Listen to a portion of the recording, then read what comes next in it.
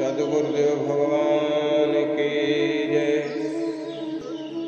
श्री गीता महात्म्यम। महाभारत के भीष्म पर्व में श्रीमद् भगवद गीता पर्व के अंतर्गत 42वें अध्याय में श्रीमद् भगवद गीता का महात्म्य वर्णित है।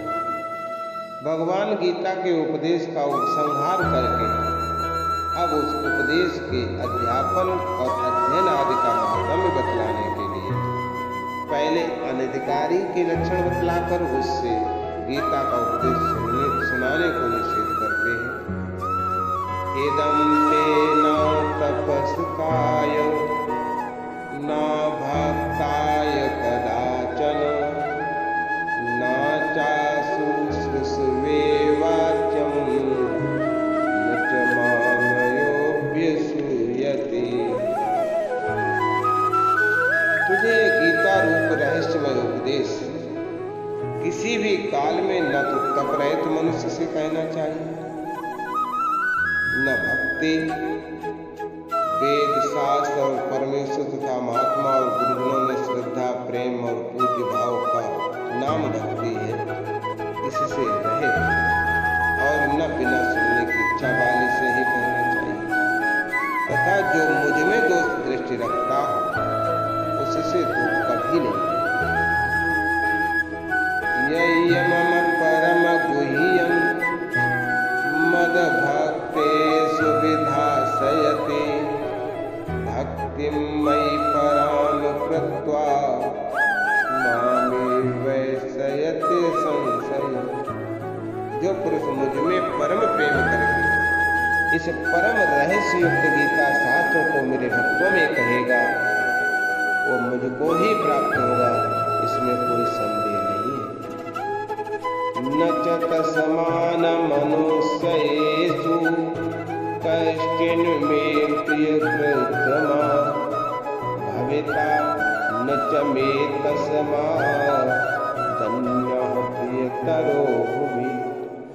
उससे बढ़कर मेरा प्रिय कार्य करने वाला मनुष्यों में कोई भी नहीं है तथा पृथ्वी भर में उससे बढ़कर मेरा प्रिय दूसरा कोई भविष्य में होगा भी नहीं।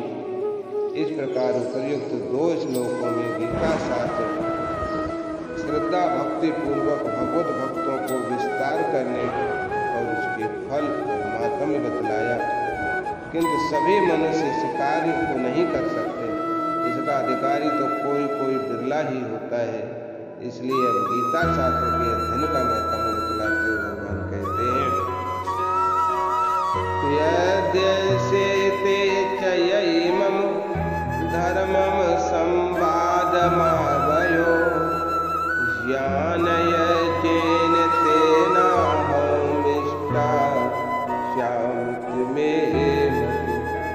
जो पुरुष इस धर्म में हम दोनों के संवाद रूप इस गीता शास्त्र को पढ़ेगा उसके द्वारा भी मैं ज्ञान यज्ञ से पूजित होऊंगा, ऐसा मेरा मन है। श्रद्धावान् सूयश्च शृणुयादप्ययो नरः सोऽपि मुक्तः शुभान् लोकान् प्राप्नुयात् पंडितम्। जो मनुष्य श्रद्धा युक्त दोष दृष्टि से रहित होकर इस गीता शास्त्र का श्रवण भी करेगा वो भी पापों से मुक्त होकर उत्तम कर्म करने वालों के श्रेष्ठ लोगों को प्राप्त होगा। इस प्रकार गीता शास्त्र के कथन, पठन और श्रवण का महात्म्य बतलाकर अब भगवान स्वयं सब कुछ जानते हुए भी अर्जुन को सचेत करने के लिए उससे उसकी स्थिति पूछते हैं कि हे पार्थ, क्या इस गीता शास्त्र को तूने एकाग्र चित्त से श्रवण किया है? और हे धनंजय, क्या तेरा ज्ञान जनित मोह नष्ट हो? कश्चिदेच्छुतं पार्थ त्वयैकाग्रेण चेतसा कश्चिज्ज्ञान सम्मोहात् नष्टोते धनंजय। हे पार्थ, क्या इस गीता शास्त्र को तूने एकाग्र चित्त से श्रवण किया? और हे धनंजय, क्या तेरा ज्ञान जनित मोह नष्ट हो गया? अर्जुन उवाच नष्टो मोहाय स्मृतिर्लुब्धा त्वत्प्रसादान्मयाच्युत स्थितोऽस्मि गतसन्देहः परस्ते वचनं तव। अर्जुन बोले, हे अच्युत, आपकी कृपा से मेरा मोह नष्ट हो गया और मैंने स्मृति प्राप्त कर ली है। अब मैं संसार रहित होकर स्थिर हूँ, अतः आपकी आज्ञा का पालन करूंगा। इस प्रकार धृतराष्ट्र के प्रश्नानुसार भगवान श्री कृष्ण और अर्जुन के संवाद रूप गीता शास्त्र का वर्णन करके अब उसका उपसंहार करते हुए संजय धृतराष्ट्र के सामने गीता का महत्व प्रकट करते हैं। संजय बोले, इस प्रकार मैंने श्री वासुदेव के और श्री महात्मा अर्जुन के इस अद्भुत रहस्युक्त रोमांचकारक संवाद को सुना।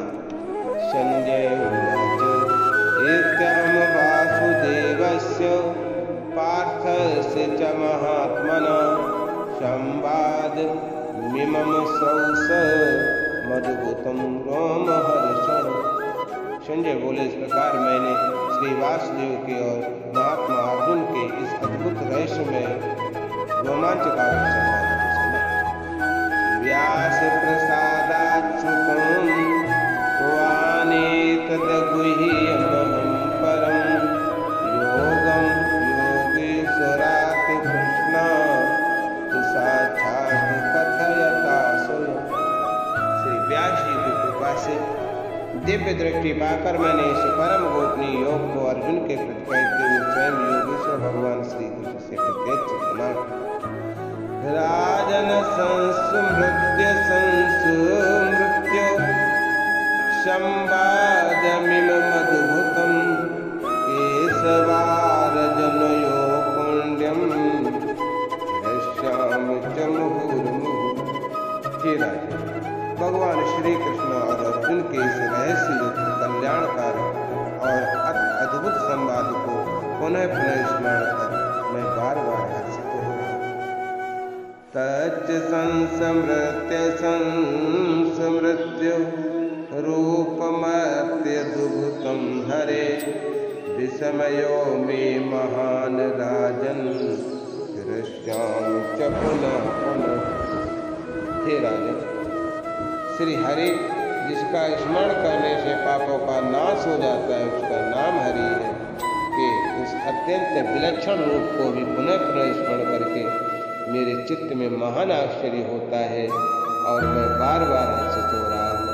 इस प्रकार अपनी स्थिति वर्णन करते हुए गीता के उपदेश की और भगवान के अद्भुत रूप की स्मृति का महत्व प्रकट कर अब संजय धृतराष्ट्र से पांडवों की विजय की निश्चित संभावना प्रकट करते हुए इस अध्याय को उपसंहार करते। यत्र योगेश्वरः कृष्णो यत्र पार्थो धनुर्धरा तत्र श्रीर्विजयो भूतिरे भगवानी किरमतिरमः। हे राजा, जहाँ योगेश्वर भगवान श्री कृष्ण है और जहाँ गांडीव धनुषधारी अर्जुन है, वहीं पर श्री विजय विभूति और अचल नीति है। वैशंपायन जी कहते हैं, ये जन्मेजय, अन्य बहुत शास्त्रों का संग्रह करने की क्या आवश्यकता है? गीता का ही अच्छी तरह से गान करना चाहिए, क्योंकि वह स्वयं पद्मनाभ भगवान के साक्षात मुखकमल से निकली हुई है। गीता सर्वशास्त्रमयी है, भगवान श्री सर्वदेवमय है, गंगा सर्वतीर्थमयी है और मनु अर्थात उनका धर्मशास्त्र सर्ववेदमय है। गीता, गंगा, गायत्री और गोविंद, इन गकार युक्त 4 नामों को हृदय में धारण कर लेने पर मनुष्य का फिर इस संसार में जन्म नहीं होता।